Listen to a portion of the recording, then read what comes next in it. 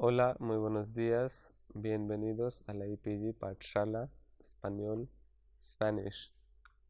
Estamos en el paper 16 que se titula La cultura y la civilización de América Latina. Segunda parte. Yo me llamo Dr. Murad Ahmad Khan y doy clases de la literatura latinoamericana en la Aligarh Muslim Universidad. Vamos a hablar del módulo titulado Repaso 2. El objetivo principal del capítulo es deleitar al lector con las obras célebres relacionadas con la cultura y civilización de América Latina. Se pretende dar un vistazo general sobre la obra y una breve biografía de los autores, mediante el uso del sinopsis o resumen de la obra y un texto o fragmento del mismo. Muralismo y pintura. Al igual que ocurrió en el campo de la literatura y de las ideas, la revolución modernista lanzó nuevas energías en las artes visuales. Una vez más, los centros más creativos fueron aquellos en los que la modernización era más avanzada. Argentina, Chile, Brasil, México y Cuba. Estilos modernistas llegaron a América Latina durante la década de 1920, en gran parte como resultado de las visitas a Europa de artistas individuales. Por el regreso de estos artistas a sus países de origen, hicieron contacto con escritores e intelectuales y participaron en despertar al nacionalismo cultural de la época mediante la adaptación de técnicas modernistas a la exploración de las raíces culturales indígenas.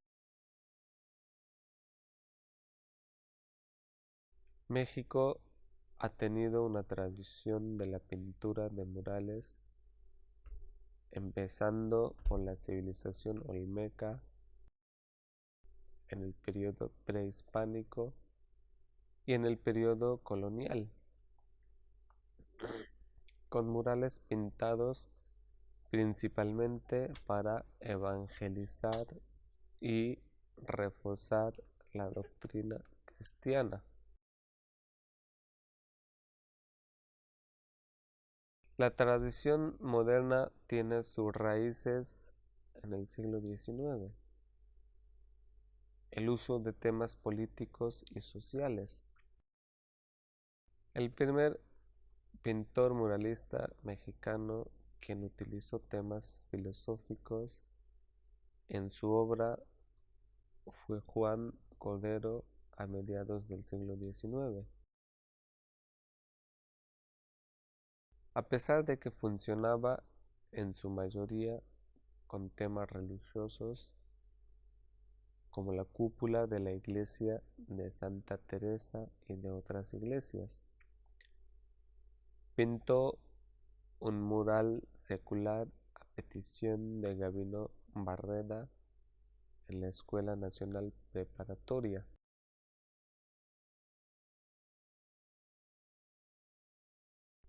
Gerardo Murillo, también conocido como el Dr. Atl, es considerado como los primeros muralistas mexicanos modernos quien apoyó la idea de que el arte mexicano debe reflejar la vida mexicana. Atl y otros muralistas primeros presionaron al gobierno de Díaz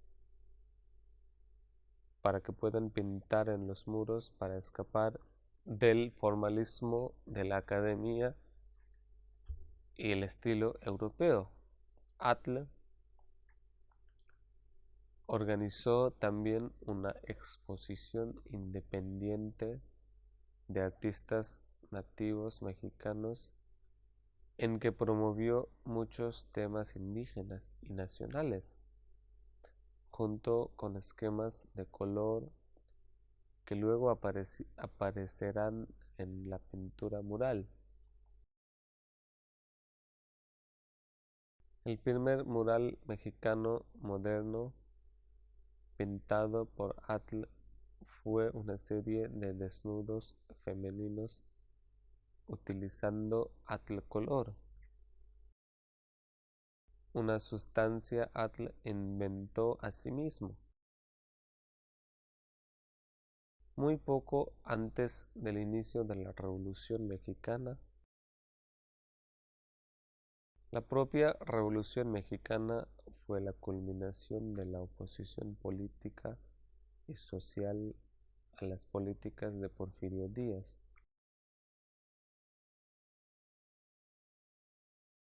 Uno de los grupos de oposición importante era una pequeña comunidad intelectual que incluía a Antonio Curo, Alfonso Reyes y José Vasconcelos.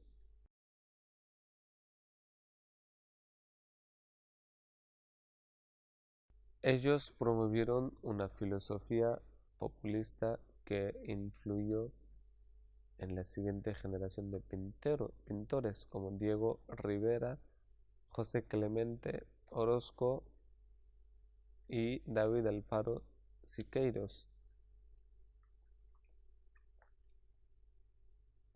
En Guatemala, las fuentes históricas de la violencia política y la revolución de finales del siglo XX se podían encontrar en la creciente dependencia externa de la nación, su dominación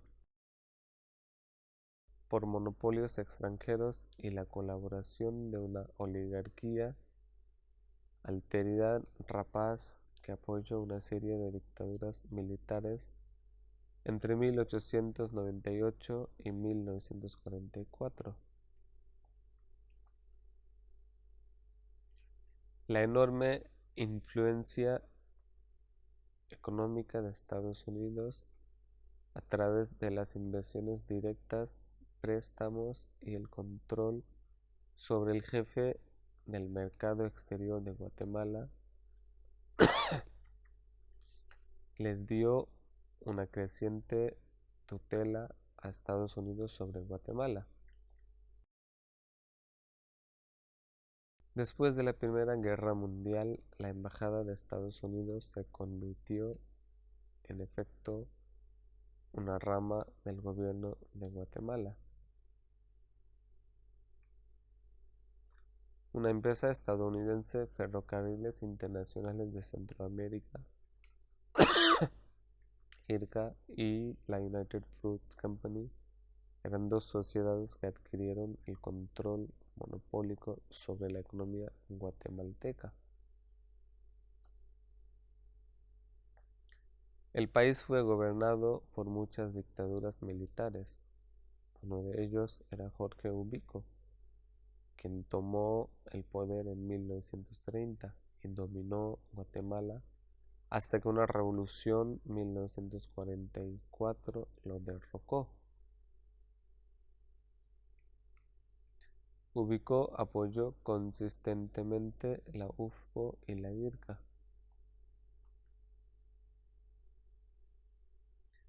Debido a sus ideologías pro-fascistas, las personas organizaron huelga general y manifestaciones antigubernamentales. Obligaron a Ubico a resignar en julio de 1944. Un triunvirato de dos oficiales del ejército y un civil se hizo cargo y se organizaron elecciones congresionales y presidenciales que se celebraron en diciembre de 1944. Juan José Arévalo, un académico, el nuevo presidente dio las bases para la reforma agraria a través de una nueva constitución. La Constitución de 1945 abolió todas las formas de trabajo forzoso. La censura de prensa fue prohibida, el poder presidencial fue limitado, se promovió la igualdad de remuneración por igual trabajo.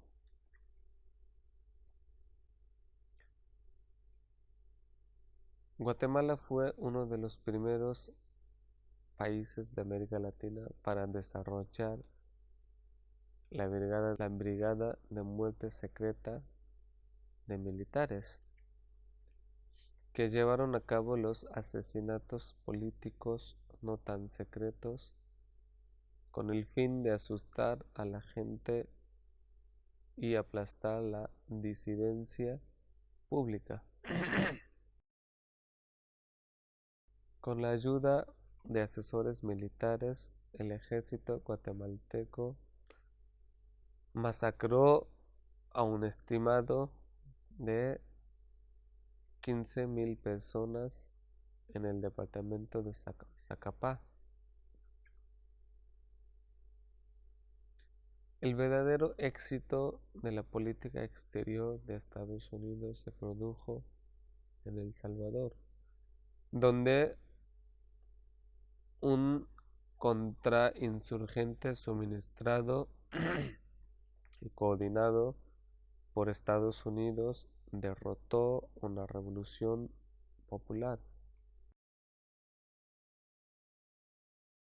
La victoria en El Salvador es importante por varias razones. Se ofrece un estudio de caso de cómo derrotar a la insurgencia guerrillera, todo, pero asegura que no habrá más Cubas en América Latina en el futuro, y ha contribuido a una redefinición fundamental de la función y las estrategias de los establecimientos militares y de inteligencia de Estados Unidos en el siglo XXI. Las mujeres en América Latina.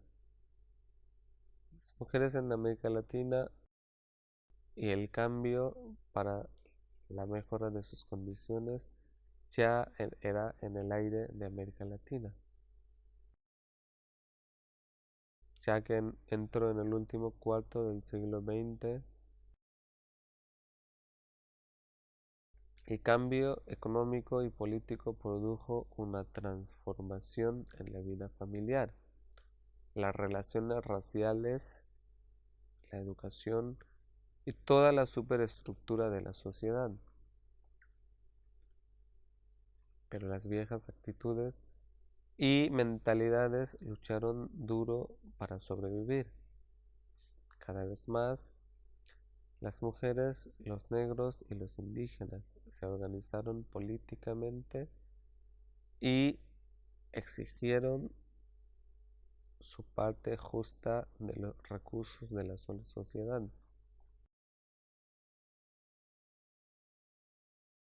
Las mujeres de todas las regiones del mundo sufrieron subordinación al hombre en la vida económica, política y social en el hogar.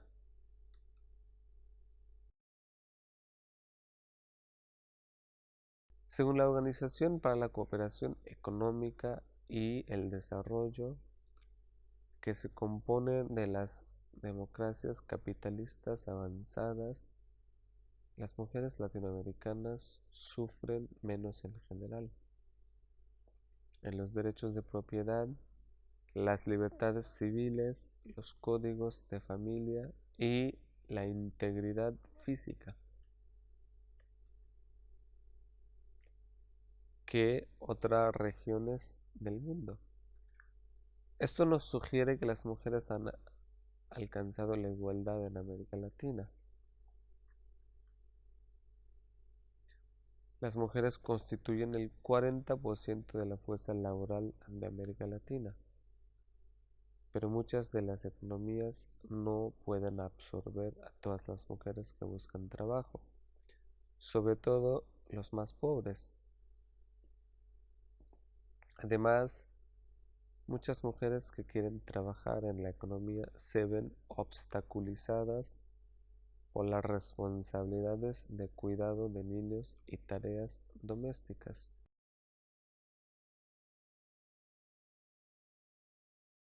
Muchas mujeres trabajan en el sector informal o en el hogar y no tienen acceso a las redes de protección de los trabajadores. El salario medio de las mujeres son el 60% y el 70% de los hombres, con un promedio de 64% a partir de 2007.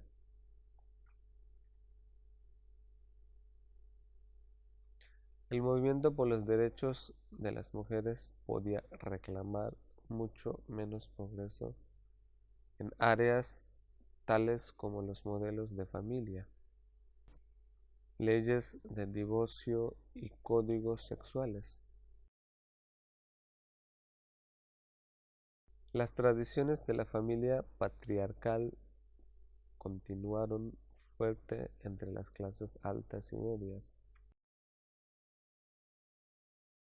La ideología del machismo, el culto de la superioridad del hombre, con su corolario de una doble moral sexual, continuó reinando en casi todo el continente.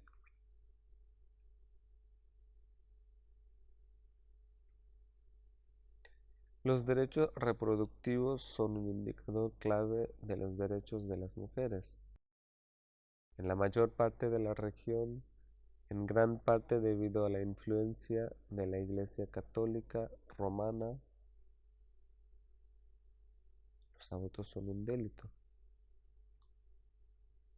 Pero la tasa de aborto es mucho mayor que en Europa Occidental o Estados Unidos. Solo en Cuba es legal el aborto a petición.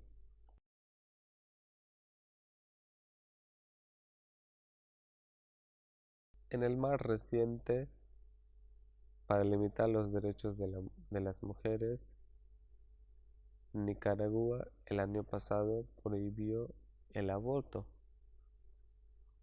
sin excepción, incluyendo a salvar la vida de la madre. La única excepción que antes permitía. El divorcio es legal en toda América Latina. El último país en la región para legalizar fue Chile, en diciembre de 2004.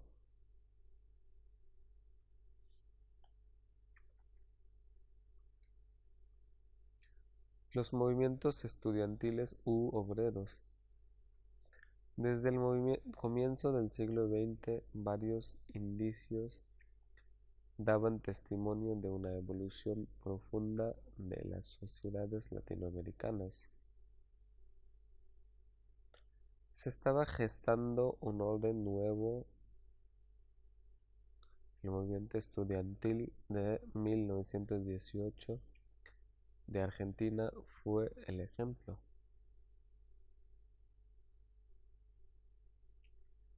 Las universidades latinoamericanas seguían siendo en gran medida un refugio del pensamiento conservador.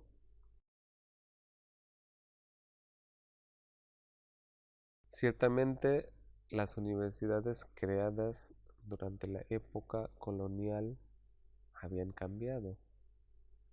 Sin embargo, a principios del siglo XX, la Iglesia Católica había recuperado su influencia anterior. Sobre todo, las oligarquías utilizaban la universidad para defender su sistema de pensamiento criticado en el extranjero por doquier.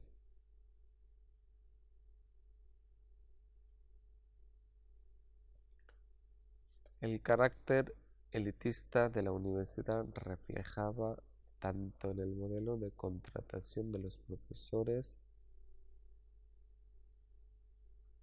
como en la selección de los estudiantes.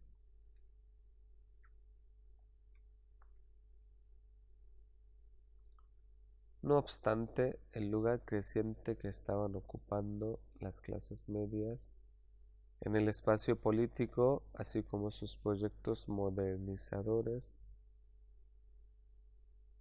inquietaban a unos sectores dominantes que intentaban como proteger esa mecánica de reproducción de las desigualdades sociales que era la universidad.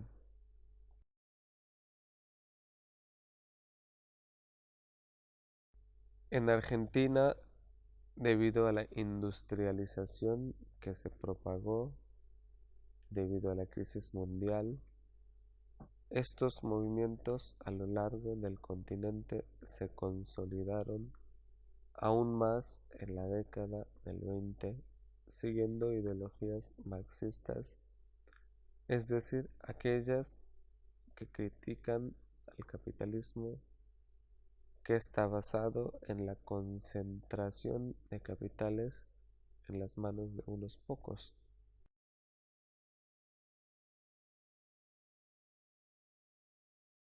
Donde después de la llegada de los inmigrantes europeos que se organizaron en grupos para mejorar sus condiciones de vida, comenzaron a regir una ideología socialista, que luego en el interior del país dio lugar a los movimientos obreros, que presionaron fuertemente al gobierno radical y que lograron mejoras en salario gracias al apoyo que éste les brindó, especialmente el presidente entre 1916 a 1922, Hipólito Yrigoyen.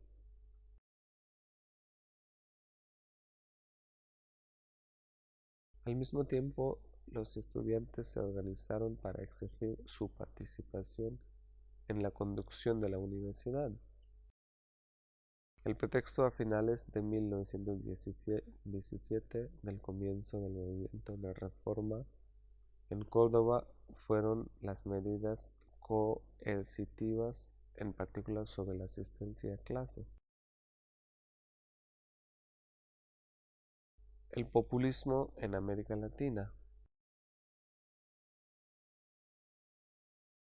El populismo ha sido una fuerza importante en la historia política de América Latina, donde han surgido muchos líderes carismáticos desde principios del siglo XX, como Getúlio Vargas en Brasil, Perón en Argentina, Lázaro Cárdenas en México.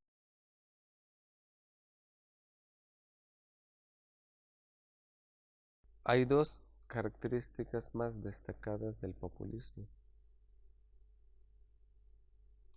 Primero, populistas apelaron a las masas, un fenómeno nuevo en América Latina. En segundo lugar, practicaban nacionalismo económico para reducir la influencia del capital extranjero y enriquecer su propio pueblo. Incluso bajo muchos populistas, los latinoamericanos quedaron divorciados desde el procesamiento político, especialmente el pobre rural. Por lo contrario, los sindicatos proporcionó la base natural urbana sobre el que construyeron la lealtad nacional. Los trabajadores sindicalizados eran receptivos a las industrias nacionales, que estaban protegidos D por aranceles y ayudados por subsidios gubernamentales, y pagaron salarios más altos que los que estaban trabajando bajo los empresarios extranjeros. La agenda principal de impulso populista fue el nacionalismo, y muchos latinoamericanos habían cogido la fiebre mundial de orgullo y patriotismo.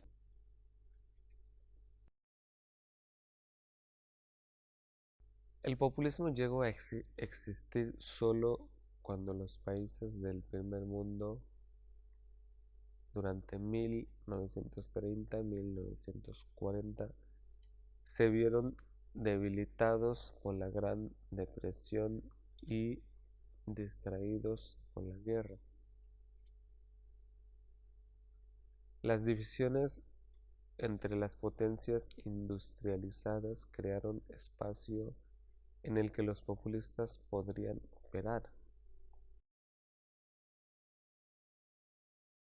También la influencia política y económica del primer mundo se limitó durante este periodo. De ahí que el populismo era un producto y un reflejo de los tiempos. El sistema educativo y el movimiento estudiantil en Chile.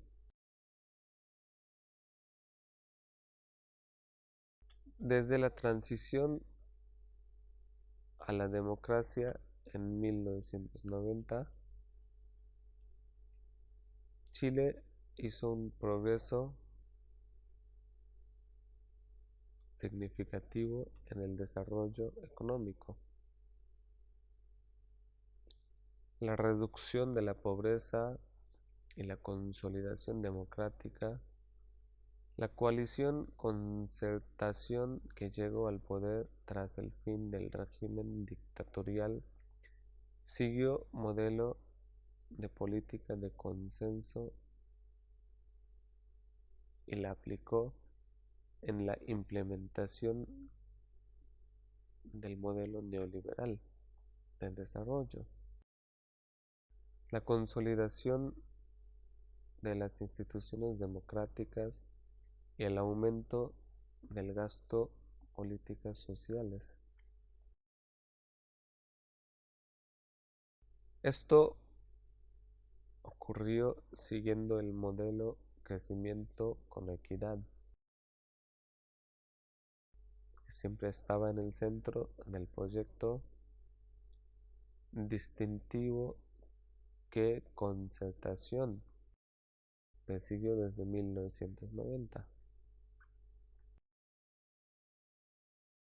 A través de este modelo, el gobierno de la Concertación formuló políticas sociales, pensando que iba a tener más penetración y el éxito.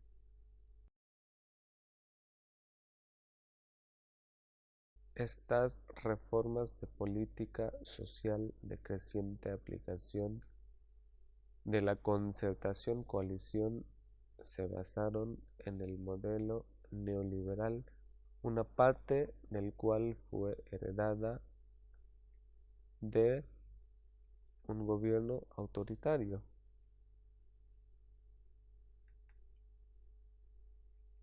Y también esa política se vio implementado en cuanto al mejoramiento de la economía. Del mismo modo, la política de la educación no era tan diferente, que también heredó muchas de estas características neoliberales del gobierno autoritario. No hay duda de que como resultado de estas nuevas políticas en educación, la tasa de analfabetismo y deserción escolar de los niños de la escuela disminuyó. Pero en el lado de estos logros, muchos nuevos problemas crecieron en forma de mala calidad y alto costo de la educación. Hay muchas cosas que no pudieron controlar, hay muchas cosas que surgieron para hacer la calidad mala de la educación. Justo cuando empezó la transición de una democracia, especialmente en el país como Chile, siempre hubo un progreso significativo en el desarrollo económico. Se ha intentado tratar de reducir la pobreza. Se ha podido también lograr consolidar la democracia. La coalición concertación que ha funcionado también, que llegó al poder tras el fin del régimen dictatorial. Y esta política de coalición concertación sigue un modelo de política de consenso y la aplicó en la implementación del modelo neoliberal de desarrollo, la consolidación de las instituciones democráticas, el aumento del gasto en políticas sociales. Y también al mismo tiempo el populismo ha jugado un papel muy importante cuando existía solo cuando en los países del primer mundo. Durante 1930 a 1940 se vieron debilitados por la Gran Depresión y distraídos por la guerra. Las divisiones entre las potencias industrializadas crearon espacio entre el que los populistas podrían operar.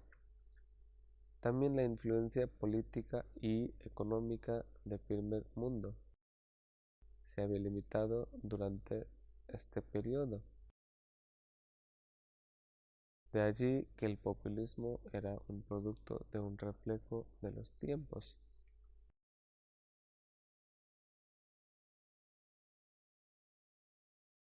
Y muchos de los trabajadores bajo la política del populismo sindicalizado eran receptivos a las industrias nacionales que estaban protegidos por aranceles y ayudados por subsidios, los salarios más altos que lo que estaban trabajando bajo los empresarios extranjeros. La agenda principal del impulso populista fue el nacionalismo y muchos latinoamericanos habían cogido la fiebre mundial de orgullo y patriotismo.